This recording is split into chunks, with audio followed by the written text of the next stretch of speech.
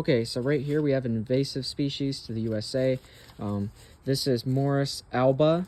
So Morus alba is a type of mulberry native to Asia. It's highly invasive. It's a really bad invasive. It's a very fast-growing tree, unfortunately.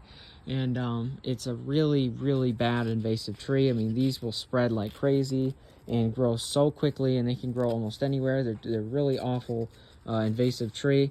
And the worst part is we literally have a native one. We have a native alternative to this tree, and yet I see this way more than I've ever seen the native one. And unfortunately here in Michigan, I've never seen the native one, although it does occur here and it is native here. But I have seen the native mulberry species Morus rubra in Florida, and it looked quite different from this one, at least different enough for me to distinguish it. So I don't have a native one to compare it to, but I'll try to describe it and compare it to this invasive one. So in general, the invasive Morus alba generally will have shinier leaves than our native species. It'll be more aggressive, meaning it'll grow quicker and reseed itself more than our native species will. And also the leaves tend to be a little bit smaller on the invasive one.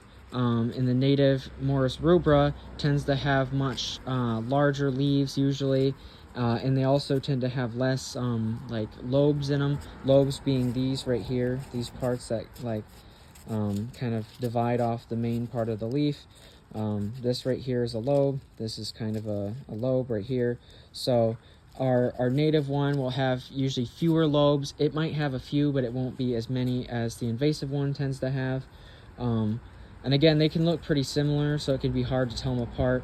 But the biggest thing I would say is that the shininess of the leaves is a huge giveaway that it's the invasive one. If it's shiny, it's the Morus alba from Asia. And also the invasive one, unfortunately, is a lot more common. So if the leaves are really, really shiny, it's probably the invasive one.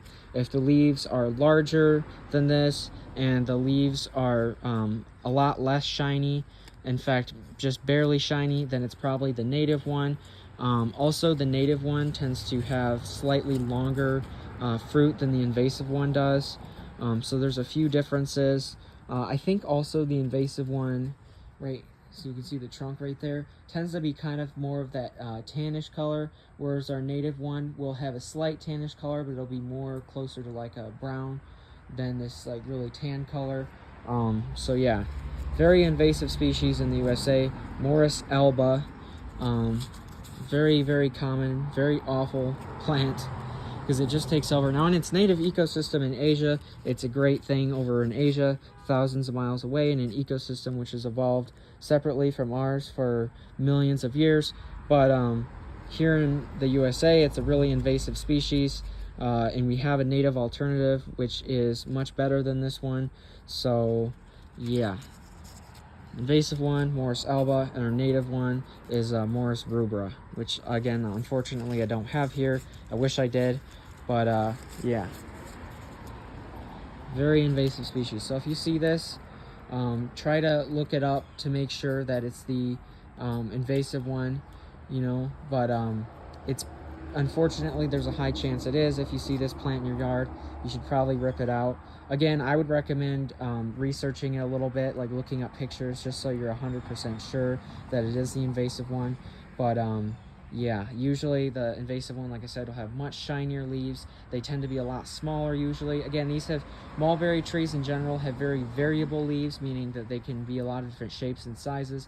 But overall, in general, if I had to generalize, the invasive one will usually have smaller, much shinier leaves, and the native one will usually have much wider, much less shiny leaves. So again, native one, Morus rubra, invasive one, Morus alba. So yeah, very fast growing, terrible invasive tree. It's a huge problem here in the USA. So yeah.